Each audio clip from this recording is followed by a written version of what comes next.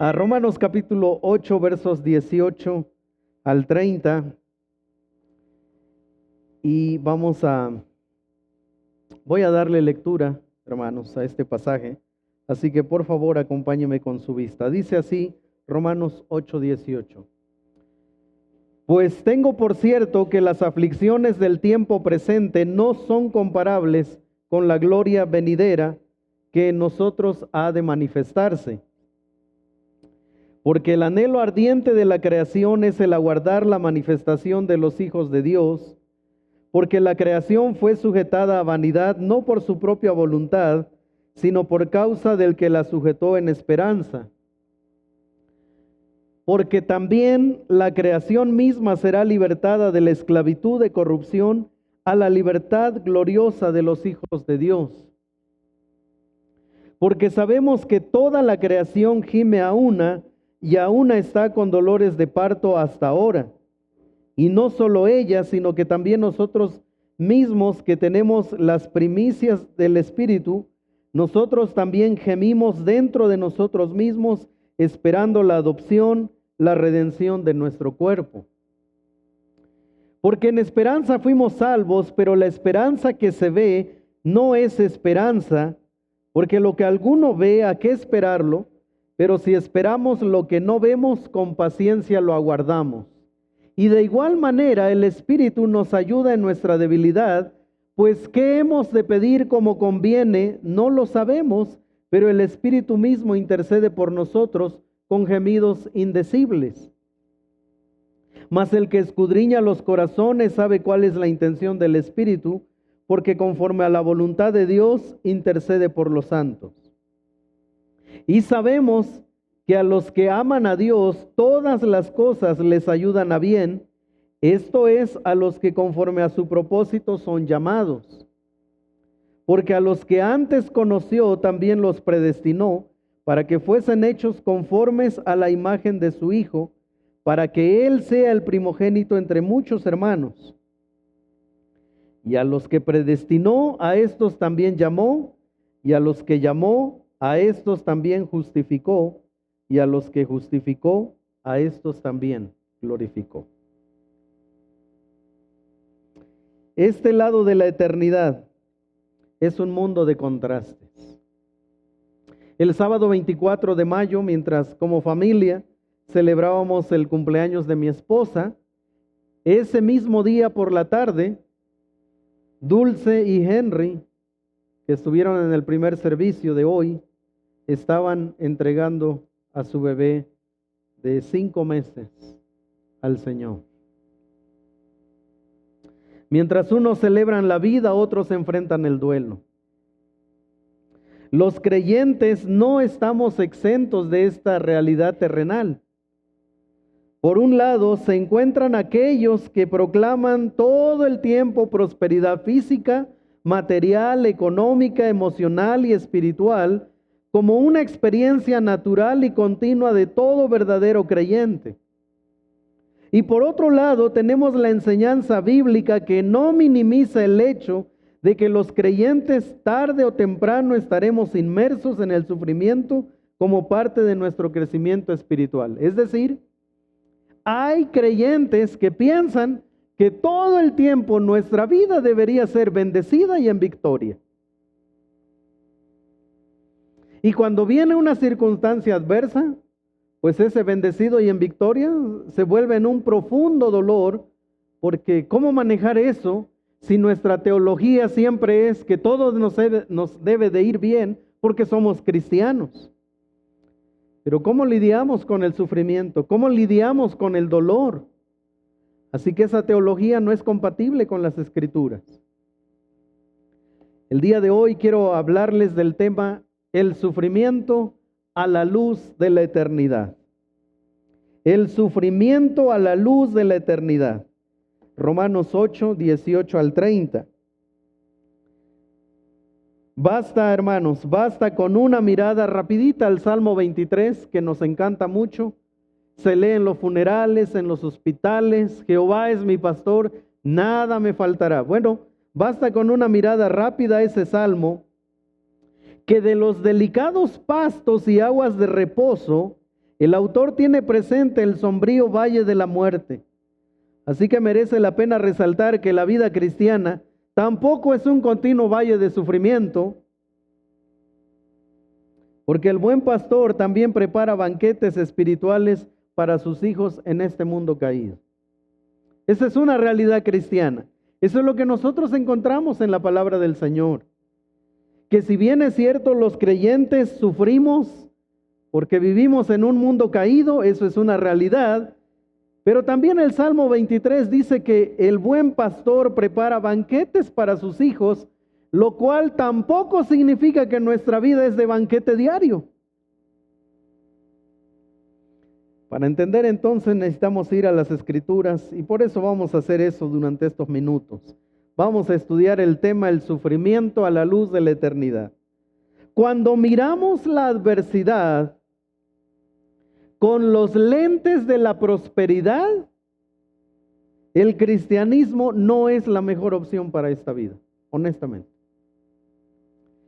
Es decir, si alguien piensa que esta vida debería ser de victoria en victoria, de prosperidad en prosperidad, de salud, de si yo invierto 100, al siguiente día tener 1000, ¿verdad? Si alguien vive con esta idea de toda la vida debería ser prosperidad, honestamente el cristianismo no es la mejor opción. Pero cuando observamos a la luz de la eternidad la adversidad, el cristianismo resulta ser la única opción viable para recorrer con seguridad nuestra temporalidad. Así que o es una opción o no la es. La adversidad sigue siendo dolorosa, pero el evangelio enfoca el sufrimiento. Algunos piensan, bueno, si eres cristiano, si Dios te ama, ¿verdad? Y eso dice la Biblia, ¿por qué los creyentes sufrimos? Es más, ¿por qué los creyentes todavía enterramos a nuestros muertos en esta vida? Bueno, yo espero, hermanos, en estos minutos poder traer para ustedes palabras de ánimo, de aliento, de esperanza, de gozo, a la luz del pasaje que vamos a estudiar esta tarde. En primer lugar, el sufrimiento a la luz de la eternidad, en primer lugar, provee seguridad y confianza. El apóstol Pablo dijo en el verso 18, pues tengo por cierto. El apóstol Pablo es llamado también el apóstol del sufrimiento. Una y otra vez nos deja ver los padecimientos por causa de Cristo. Cuando el apóstol Pablo habla del sufrimiento, no se imaginen, por favor, al apóstol Pablo sentado en una de las playas de ahí de Santorini, ¿verdad? En Grecia, mientras está rodeado de hermanos que lo aman y lo cuidan, y entonces él desde la playa enseña la palabra del Señor. No, ese no es Pablo.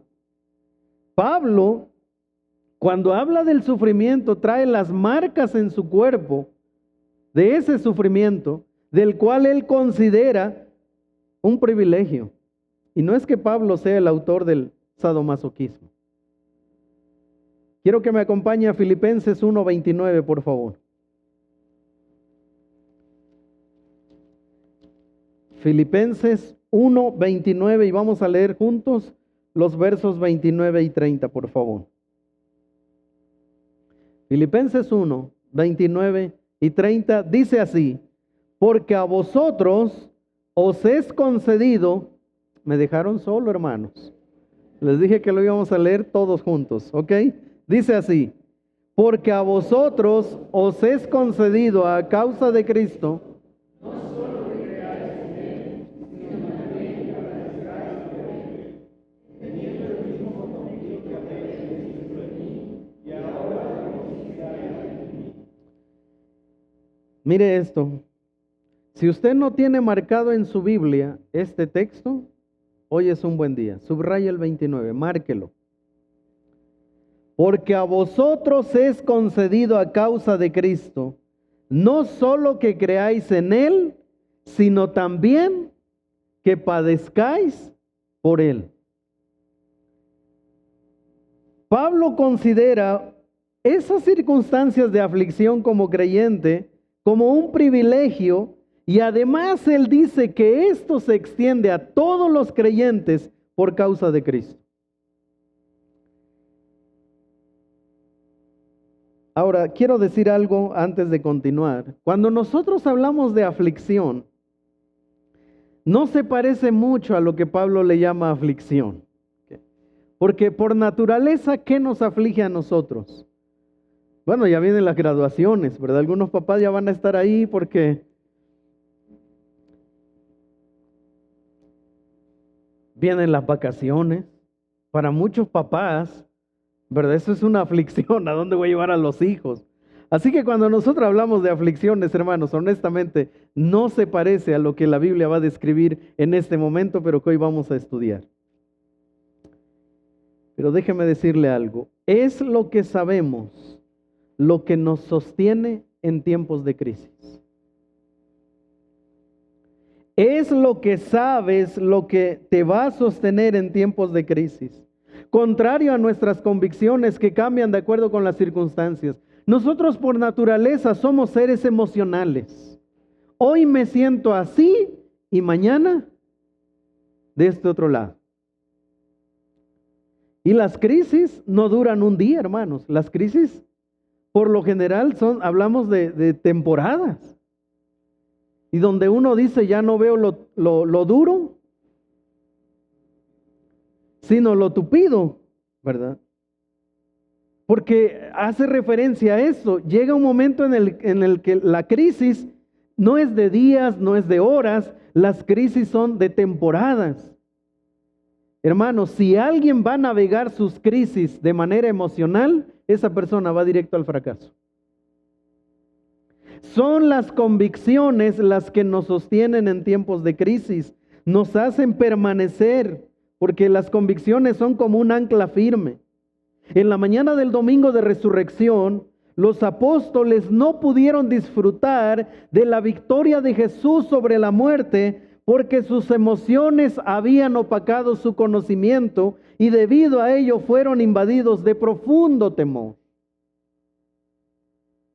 Claro, nosotros nos reunimos el domingo de resurrección y lo celebramos y estamos gozosos porque el Señor resucitó, pero ese no era el gozo de los apóstoles el domingo de resurrección. Ellos estaban escondidos porque ellos dejaron que sus emociones opacaran lo que ellos ya sabían.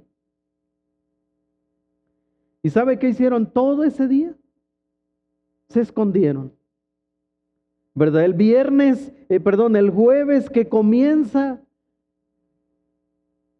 la pasión de Cristo propiamente, en el huerto de Getsemaní, cuando Judas lo entrega, los apóstoles huyeron. Y a partir de ese momento ellos vivieron una crisis severa hasta el domingo por la mañana, pero ese día ellos entraron en crisis y ellos se escondieron. El sábado ellos estaban aturdidos por lo que había pasado. El domingo por la mañana 2 de ellos iban a Emaús y ellos le dijeron a Jesús: tú eres el único forastero que no sabe lo que ha pasado en Jerusalén. Esta es la razón. Sus emociones fueron opacadas por lo que ellos ya sabían. Durante 3 años y medio, y especialmente el último año, el Señor Jesús les dijo que iba a morir y que iba a resucitar. De hecho, durante esa semana el Señor Jesús les habló mucho acerca de su muerte y les habló mucho acerca de la resurrección. Es más, el jueves en el aposento alto, donde tradicionalmente se le conoce el establecimiento de la última cena del Señor, esa noche el Señor Jesús les habló abiertamente de la persecución, de las aflicciones, pero Él les habló de su victoria sobre la muerte. Y adivine qué pasó 30 minutos después. Salieron huyendo. Ese es el problema. Cuando nosotros recibimos una crisis y la navegamos de manera emocional, vamos directo al fracaso. Porque no son nuestras emociones las que nos sostienen, son nuestras convicciones. El Salmo 56, 3 y 4 dice: En el día que temo, yo en ti confío. No es en el día que temo, yo siento. Es que yo pienso, no, lo que tú sientes y lo que tú pienses te va a llevar a la ruina. Es lo que tú conoces de Dios. En Dios alabaré su palabra. Mire, en el día que temo, yo en ti confío. Y el salmista dice, en Dios alabaré su palabra, en Dios he confiado, no temeré, no dejaré que mis emociones me inunden. ¿Qué puede hacerme el hombre? Derivado de este verso, entonces podemos llegar a la conclusión siguiente. La fuente de la certeza es la palabra del Señor y el carácter fiel del Señor. En el día que temo, yo confío en Dios. Y la razón, porque su palabra dice que Él no falla. Y número 2, porque Él ha demostrado que Él no falla. Él cumple su palabra. Pero si nosotros cuando llegan aflicciones a nuestra vida, las tomamos de verdad, de manera emocional, hermanos, ese de victoria en victoria se va a convertir de fracaso en fracaso. Por eso es que muy a menudo los pastores les decimos, miren, lean la palabra, estudien la palabra. Ay, pastor, es que a mí me aburre la Biblia. Bueno, pues cuando vengan los embates, de esa manera te va a tratar, ¿eh? Número 2, el sufrimiento a la luz de la eternidad enfoca la realidad presente y futura del creyente. Verso 18, la siguiente parte. Apenas vamos en la segunda parte del verso 18 y me toca predicar hasta el 30 el día de hoy. Así que hermanos, yo espero que traigan mucho ánimo para escuchar la palabra. No sé por qué mi cronómetro ya se detuvo. Aquí vamos. Número 2, enfoca la realidad presente y futura del creyente. Dice Pablo, pues tengo por cierto que las aflicciones del tiempo presente no son comparables con la gloria venidera que en nosotros ha de manifestarse. Salto al 23 y 25 dice, y no solo ella, sino que también nosotros mismos que tenemos las primicias del Espíritu, nosotros también gemimos dentro de nosotros mismos, esperando la adopción, la redención de nuestro cuerpo, porque en esperanza fuimos salvos, pero la esperanza que se ve no es esperanza, porque lo que alguno ve, ¿a qué esperarlo? Pero si esperamos lo que no vemos, con paciencia lo aguardamos. Dice Pablo, miren, yo estoy seguro de algo. Las aflicciones de esta vida no se comparan con la gloria que viene. Ahora, ¿yo cómo le puedo explicar a dos adolescentes que acaban de perder a papá o a mamá que ese dolor no se compara con lo más grandioso que viene? Miren, ¿yo cómo puedo tomar a Dulce y a Henry y decirles, miren, el dolor de ver a su bebé de 5 meses, en realidad no se compara con lo más glorioso que viene?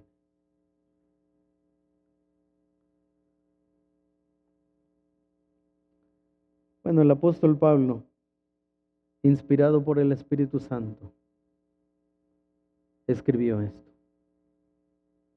Las aflicciones del tiempo presente no se comparan, porque esto es temporal. El duelo termina, el sufrimiento termina. Por eso es que Pablo dice, si tú miras el sufrimiento que tenemos en esta vida y lo comparas a la luz de la eternidad, no, hombre, esto se convierte en una cosita tan pequeña, dolorosa, pero tan pequeña. Es como picarte el dedo con una aguja. Sí duele, pero es temporal. Ahora, Pablo no está minimizando el dolor de alguien. Pablo no está diciendo, ya, si estás en duelo, o sea, no te preocupes, esto es temporal. Se te murió tu hijo, por favor, piensa en lo que viene. No, esa no es la actitud de Pablo. Porque Pablo no está hablando como alguien que no ha sufrido. Pablo está hablando de cosas tan duras que usted y yo tal vez por la gracia del Señor no vamos a experimentar. Pero aflicciones, ¿qué tipo de aflicciones está hablando Pablo? Bueno, la palabra griega que fue traducida a nosotros como aflicciones se usa de dos maneras en el Nuevo Testamento, como sufrimiento y pasión. Así que cuando Pablo dice, yo estoy seguro que las aflicciones, en primer lugar, son aquellas aflicciones que se producen por causa de nuestra fe en Jesucristo. Primariamente a eso se refiere el apóstol Pablo. Miren, vamos a Juan capítulo 16, por favor. Unas hojas atrás de donde estamos en Romanos, luego viene Hechos, bueno, hacia atrás, y un poco más atrás viene Juan. Así que vamos al cuarto evangelio. Juan, capítulo 16, versos 2 y 4, por favor.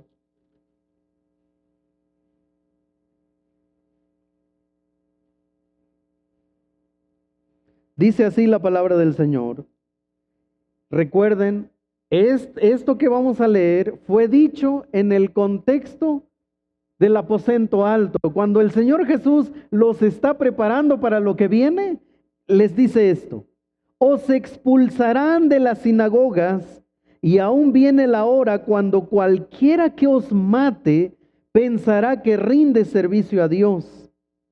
Y harán esto porque no conocen al Padre ni a mí. Mas os he dicho estas cosas para que cuando llegue la hora os acordéis de que ya os lo había dicho. Así que, hermanos, probablemente usted y yo nunca vamos a sufrir en este nivel lo que el Señor Jesucristo dijo. Nosotros estamos aquí reunidos en un lugar cómodo.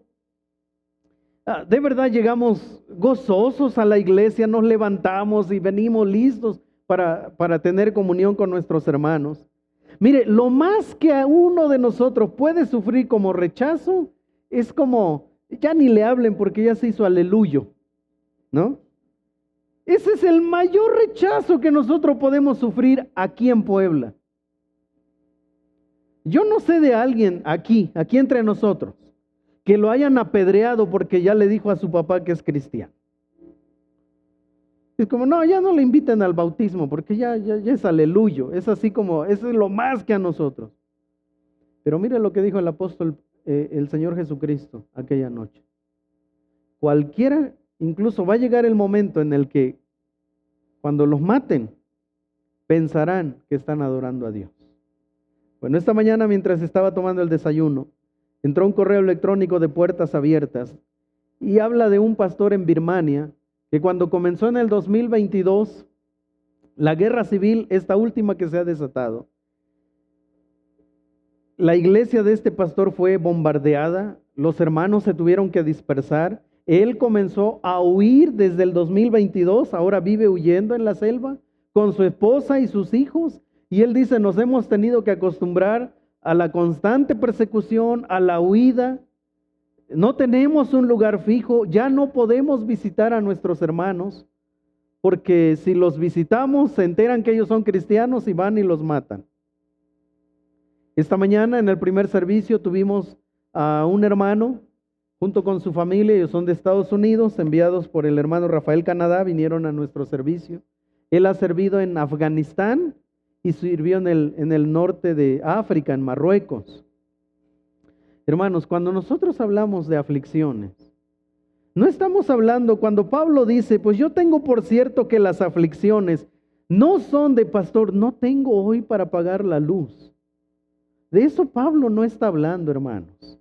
Pablo está hablando de las aflicciones que se generan primariamente por causa de la relación con Cristo, persecuciones, como las que nuestros hermanos de Oaxaca sufren, como las que nuestros hermanos de Chiapas sufren y las que en los últimos años los huicholes de Nayarit han sufrido porque los han expulsado. Esas son aflicciones, hermanos. Pero también están consideradas aquellas que vienen por causa de nuestra caída. Nosotros vivimos en un mundo caído, hermanos. Por eso es que vemos cosas terribles como las que están sucediendo a nivel mundial. Nuestro país es testigo de este caos social que vivimos. Asesinatos, violaciones, secuestros. Y yo cerré mis redes sociales para ya no saber de eso. pero ahora me instalé el Google Noticias y me va peor, ¿verdad? Todos los días que abro la aplicación para ver noticias, muertos, secuestrados. Y yo digo, Dios mío, ¿dónde estamos viviendo? Claro, algunos piensan que vivimos en Dinamarca, pero no vamos a entrar en esa discusión, ¿verdad? Si usted quiere platicar conmigo de eso, invítame a un café y con gusto platicamos, ¿verdad? Si usted siente que piensa que estamos en Dinamarca, está bien. Pero esto es terrible, hermano, lo que estamos viviendo. ¿Por qué? Me voy a dar una ayudadita y una ayudadita a ustedes. No tiene que ver con el gobierno, hermanos. Tiene que ver con que vivimos en un mundo caído. Las injusticias que vemos, todas estas expresiones terribles de maldad, que uno dice, ¿dónde surge esto? O sea, ¿cómo es que un joven, verdad, quizá ni se tiente el corazón para llevar a otro ser humano y deshacerlo en ácido? No tiene que ver con partidos políticos, tiene que ver con la depravación que hay en el corazón del hombre.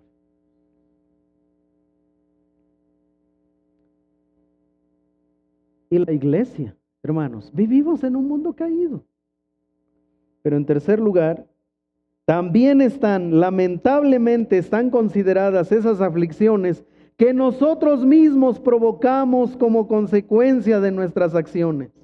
Por eso quise ponerles que en el texto griego la palabra aflicción también incluye pasiones, porque claro, hay aflicciones que nosotros mismos provocamos, hermanos.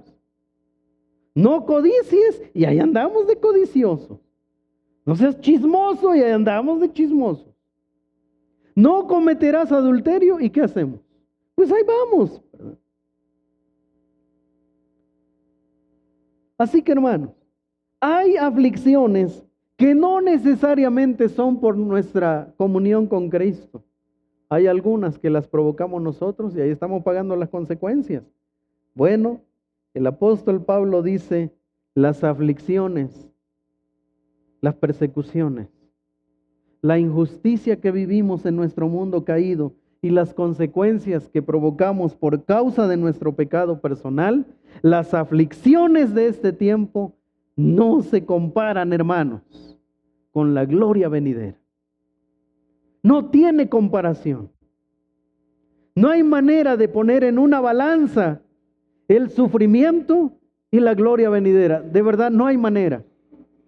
No deberíamos sentarnos como que a ver cuál. No. Pablo dice, ni de chiste deberías poner en la balanza tus aflicciones porque no tienen comparación con lo que Cristo ha prometido para nosotros.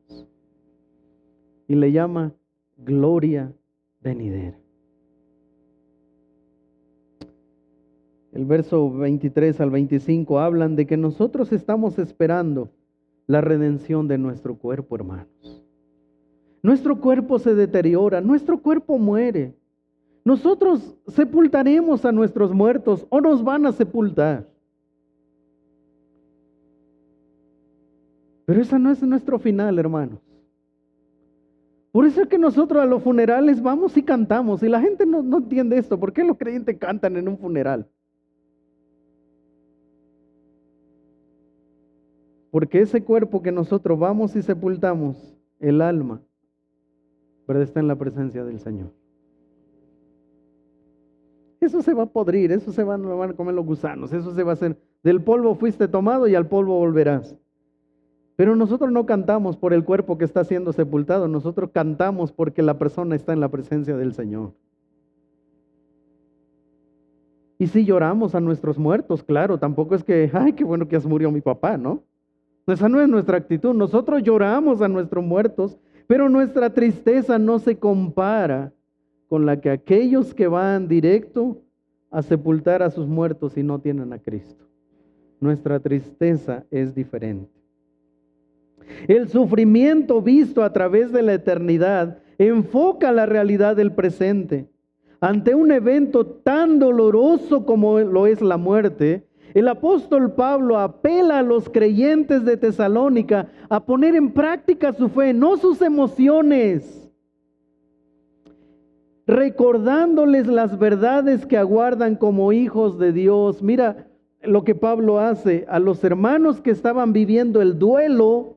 Él no les dice, miren, tienen que sentirse, tienen que echarle ganas, sentirse bien. No, Pablo no apela a sus emociones. El apóstol Pablo apela a su conocimiento y a la verdad de las Escrituras. Vamos a 1 Tesalonicenses, por favor. 1 Tesalonicenses.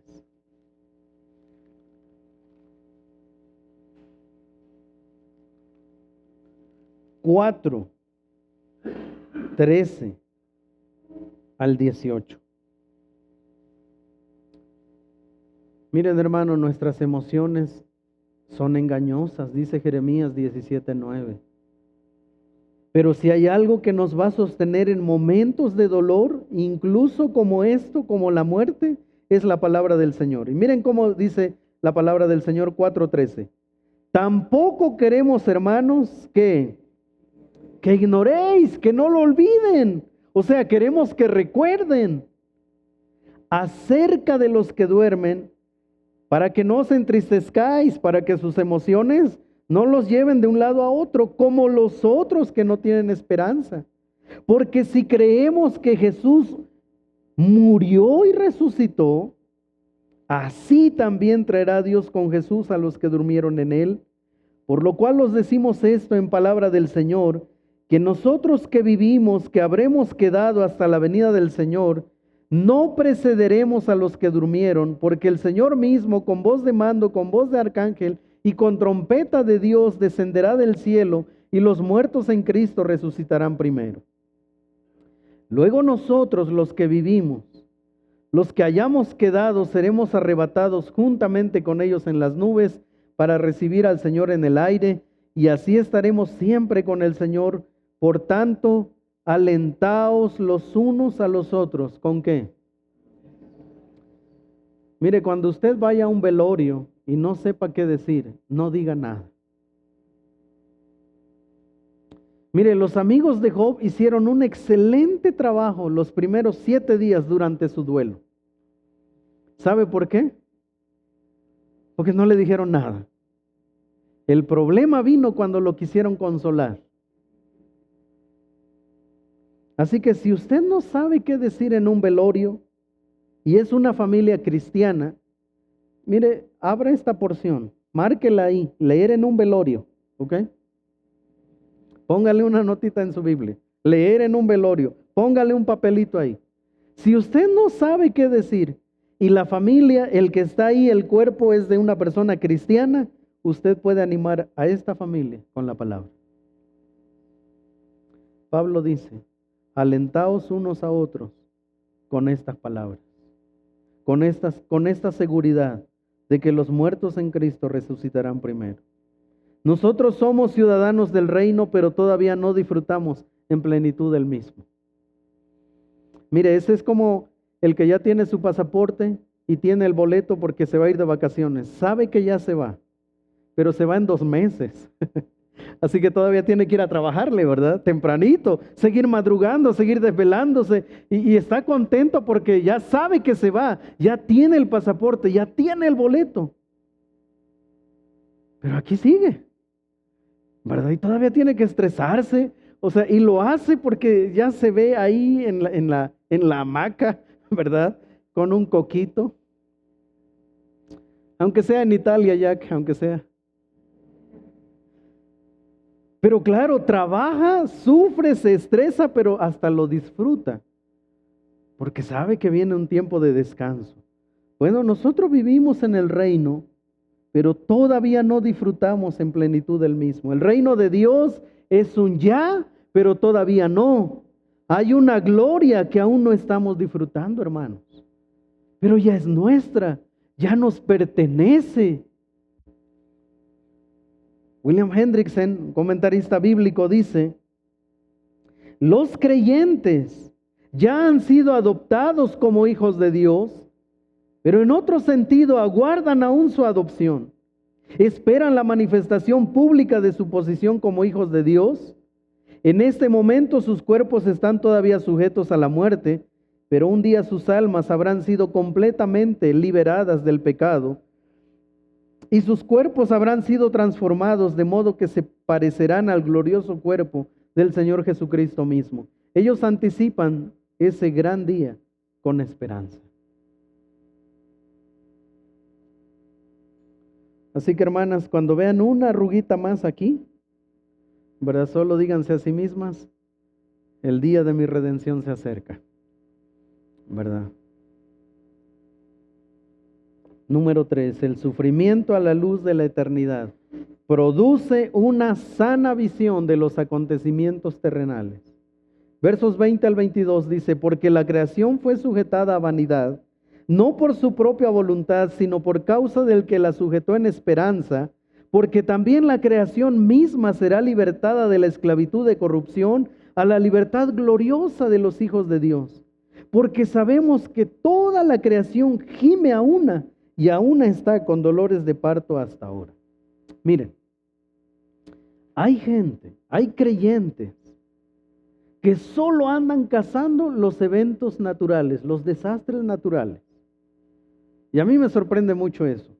Porque luego me dicen, pastor, ¿ya vio que dicen que en California va a venir un terremoto de 9 puntos no sé qué? Y que en Nepal, y de verdad andan armando, ¿verdad?, los eventos mundiales. Pastor, y ya supo que el gobierno de tal, y así bien, bien misteriosos. A mí me gusta escucharlo porque me río. No porque me interese. Pero vienen así como bien misteriosos. Pastor, ¿ya supo que aquí, que allá? Y entonces empiezan a armar, ¿verdad? Se asustan cuando viene esta temporada de huracanes, ¿verdad? Pastor, mire que nunca ha venido un huracán como el que va a venir. No, hombre, dije, deberían contratar los de la NASA a este tipo, porque se sabe demasiado, ¿verdad? Pero todo el tiempo andan así, armando aquí, eventos, terremotos. Yo dije, no, hombre, si así agarraran el Antiguo Testamento y el Nuevo, serían teólogos. Si así armaran las promesas, las profecías del Antiguo Testamento con las del Nuevo, no, hombre, yo tendría un excelente maestro. Pero es gente que solo anda viendo esto, mire, pero esto no es nuevo. ¿Sabe por qué? Mire, escuche Mateo capítulo 24, no lo busquen, escuchen. Y estando él sentado en el monte de los olivos, los discípulos se le acercaron aparte. Mire cómo ha comenzado esto de lo que viene, es como secreto, ¿verdad? Creo que ahí comenzaron las sociedades secretas de los últimos días.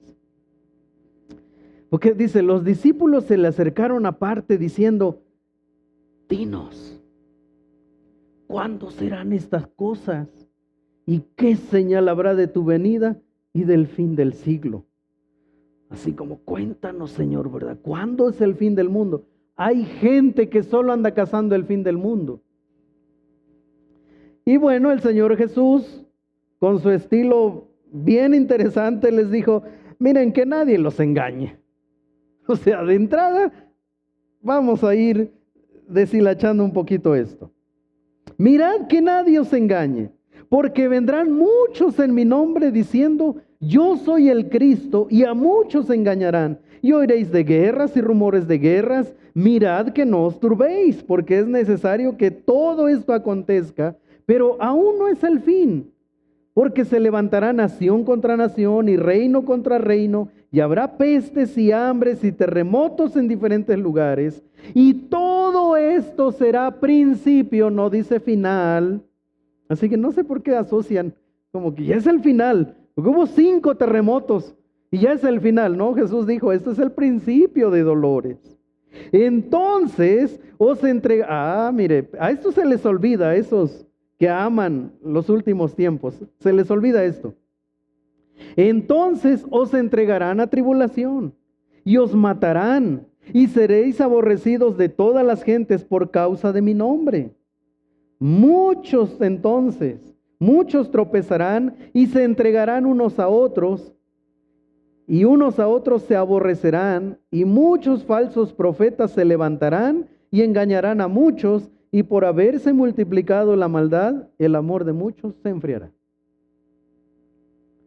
Segunda Timoteo 3, 1 al 5. También debes saber esto, que en los postreros días vendrán tiempos peligrosos. Ahora, los postreros tiempos comenzaron desde el nacimiento de Jesús. ¿Ok? Porque luego pensamos que nosotros estamos en los tiempos peligrosos, pero no Pablo. No. En la escatología bíblica se dice que el final de los tiempos comenzó desde la venida de Jesús. ¿Ok? Desde ahí estamos viviendo tiempos peligrosos.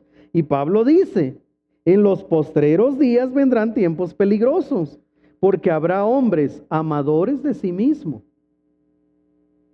avaros, vanagloriosos, soberbios, blasfemos, desobedientes a los padres, ingratos, impíos, sin afecto natural, implacables, calumniadores, intemperantes, crueles, aborrecedores de lo bueno, traidores, impetuosos, infatuados, amadores de los deleites más que de Dios, que tendrán apariencia de piedad, pero negarán la eficacia de ella. A estos evita. Así que no es culpa de la 4T. ¿Ok?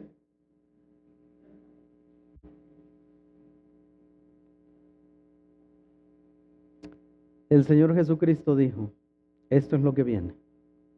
Esto es lo que deben esperar. El Señor Jesucristo dijo, la Biblia dice que Él vendría y vino. Las profecías del Antiguo Testamento apuntaron a la encarnación y ya ocurrió. Las profecías del Antiguo Testamento apuntaban a la muerte de Jesús y ya murió. Las profecías del Antiguo Testamento apuntaban a la resurrección de Jesús y ya resucitó. Hay profecías del Antiguo Testamento que apuntan a la ascensión de Jesús y Él ya ascendió. Hay profecías del Antiguo y del Nuevo Testamento que apuntan a su segundo retorno y Él volverá. Y esta es la razón.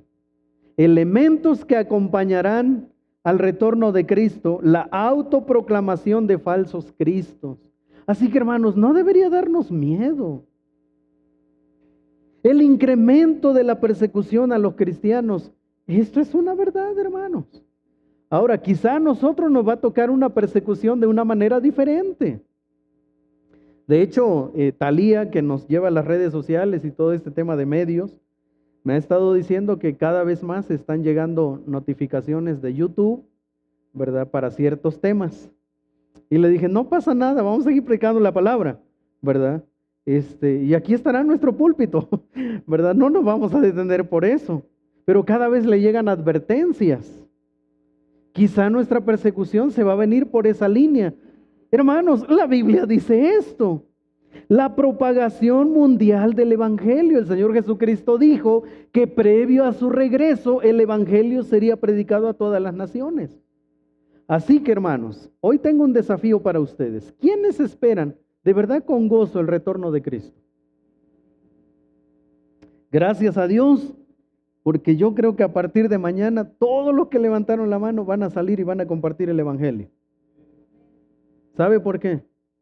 Porque el Señor Jesucristo dijo que próximo a su retorno, el Evangelio sería predicado a todas las naciones. Entonces, sería incongruente esperar el retorno de Cristo y usted no compartir el Evangelio. A veces nosotros queremos que el Señor regrese por causa de nosotros. Ya que el Señor nos libere de este sufrimiento. No, ¿verdad? También debemos compartir. Y finalmente, eventos que incluyen los cuerpos celestes. El Señor Jesucristo habló de esto. No voy a entrar en ese detalle. Estamos hablando del sufrimiento. ¿Ok? Les vamos a traer a Joe Owen para que hable un poco del universo y esas cosas. ¿Ok? En cuarto lugar, el sufrimiento activa la vida de oración. Leamos juntos 26 y 27 de Romanos 8, por favor. Dice así: y de igual manera, el Espíritu nos ayuda en nuestra debilidad.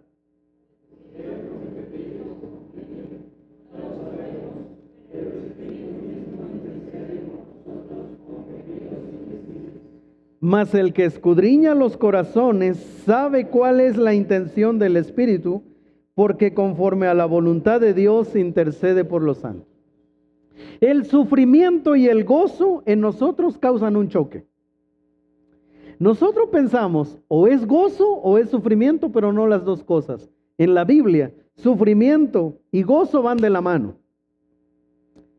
El mero hecho de ser hijos de Dios no nos exime, hermanos, de sufrir. La Biblia dice, y de igual manera el Espíritu nos ayuda en nuestra debilidad. La certeza es que el Espíritu Santo nos ayuda. El texto griego literalmente dice, acude a nuestra ayuda, se junta con nosotros para socorrernos. Miren, este pasaje me encanta. La Biblia dice que cuando un creyente de verdad no sabe cómo orar, porque ya no siente lo duro sino lo tupido. Cuando un creyente ha gemido y ha llorado porque está pagando las consecuencias de sus decisiones y de verdad ya no sabe cómo orar. Cuando un creyente está lidiando con el dolor profundo y ya no sabe si orar, Señor, llévate a mi mamá, porque ya no la quiere ver sufrir. Pero por el otro lado, ama a su mamá y por supuesto que esa no es una oración que quiere hacer. Quizá cuando tienes a un padre creyente que está lidiando arduamente, intensamente con la rebeldía de su hijo, donde ya no lo puede controlar y donde un padre quizás se atreve a decir, Señor, si este se va a echar a perder, llévate. O sea, tiene ganas de orar así, pero por otro lado tiene un amor profundo por su hijo. Bueno, en esos momentos, ¿sabe qué hace el Espíritu Santo? Dice Pablo. Él se acerca al creyente y lo cobija, ¿verdad? ¿Y sabe qué hace el Espíritu Santo? Hace suyo el dolor y gime ante el Padre. Acude al creyente uniéndose por medio de gemidos indecibles, indescriptibles e inexpresables. Es decir, no hay manera de describir los gemidos con que él clama al colocarse al lado del creyente. Él hace suyo el dolor y gime, hermanos. Cuando el creyente cae desesperado del dolor, de la aflicción y de no saber cómo orar, el Espíritu Santo se acerca al creyente, lo cobija y comienza a gemir. Piense por un momento en un padre con un hijo adolescente hospitalizado. Lleva 2, 3 semanas, los médicos no logran descubrir qué es. El papá, ¿verdad? Después de 2, 3 semanas de estar cuidando a su hijo en el hospital, sale a comer, regresa al hospital y el médico, ¿verdad? Que lleva el tratamiento le dice, su hijo acaba de entrar en un estado vegetativo. Wow. ¿Se imagina ese padre?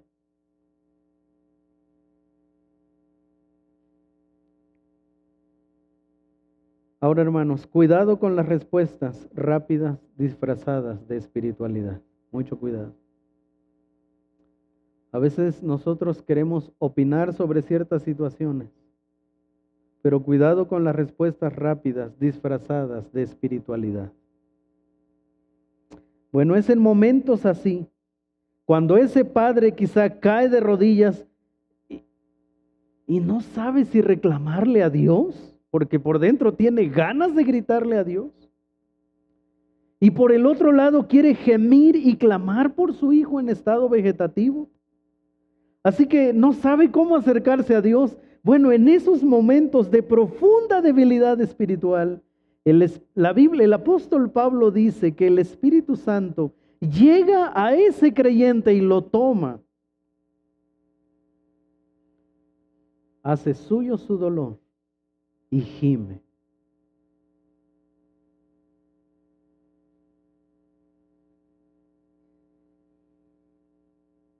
Y en último lugar, El sufrimiento a la luz de la eternidad permite el crecimiento espiritual. Leemos todos juntos del 28 al 30, por favor. Romanos 8, 28 al 30, lo leemos todos juntos. Dice así: y sabemos que a los que aman a Dios, todas las cosas les ayudan a bien.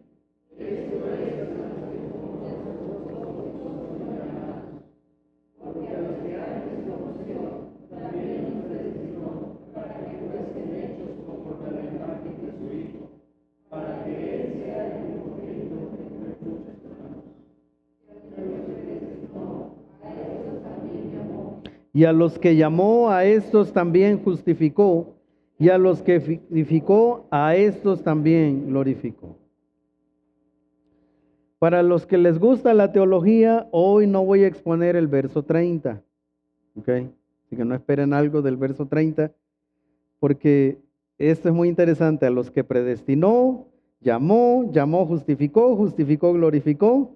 Y bueno, no voy a tocar eso, me voy a tomar 15 días para meditarlo bien, ¿ok? Pero déjeme concluir así. El sufrimiento permite el crecimiento espiritual. ¿Sabe que no hay manera en esta vida de crecer y madurar? De hecho, hermanos, cuando nosotros venimos a esta vida, empezamos a luchar con eso, ¿verdad? Tenemos que empezar a crecer. Para aprender a caminar hay que llevarse algunos golpecitos. ¿Por qué pensamos que para llegar a la estatura del varón perfecto, a nosotros nos van a poner una rampa que nos impulse a esa estatura, cuando el Señor Jesucristo fue llamado el varón de dolores? ¿Cómo nosotros empatamos nuestra vida cristiana pensando que sí podemos llegar a la estatura de Cristo a través de una rampa? El apóstol Pablo entendió muy bien esto, porque en 2 Corintios él dice: 3 veces he orado al Señor que quite de mí este aguijón, y el Señor le ha dicho: bástate mi gracia es suficiente. No hay manera, Pablo, de que yo te quite el aguijón. Porque el sufrimiento permite el crecimiento. No dice que todas las cosas son buenas, eso no dice el texto. Y a veces podemos perdernos en esto, sino que todas las cosas ayudan a bien. Tampoco dice que a todos, todas las cosas les ayudan a bien. Parece trabalenguas, pero no lo es, hermano. Si quiere, tómele una foto y lo medita en la semana. Pero no dice que todas las cosas son buenas. No lo es. La muerte, hermanos, no lo es dolorosa. La persecución a nuestros hermanos en estas latitudes del mundo no son buenas, son muy dolorosas. Un pastor que tenga que huir con su esposa, como el que leía yo esta mañana, y sus hijos, y comenzar a huir ya casi 3 años huyendo. No es bueno, hermanos, es doloroso. Pero el texto no dice que todas las cosas son buenas. Más bien dice que todas las cosas contribuyen a un bien. Y otra vez, ¿verdad? Yo me tengo que hacer esas preguntas difíciles, hermanos. ¿Cómo la muerte de papá y de mamá en la adolescencia ayudan a bien? ¿Cómo la sepultura de un hijo ayuda a bien? ¿Cómo un cáncer, desde la óptica de Dios, contribuye a algo mucho más grande? ¿Cómo?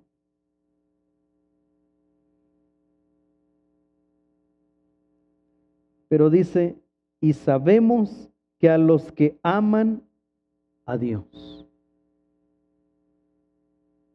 ¿Quieres saber cómo afrontar una buena crisis? Revisa tu relación con Dios. Eso es. Para que de una crisis salgas adelante, necesitas revisar tu relación con Dios. Sabemos que a los que aman a Dios.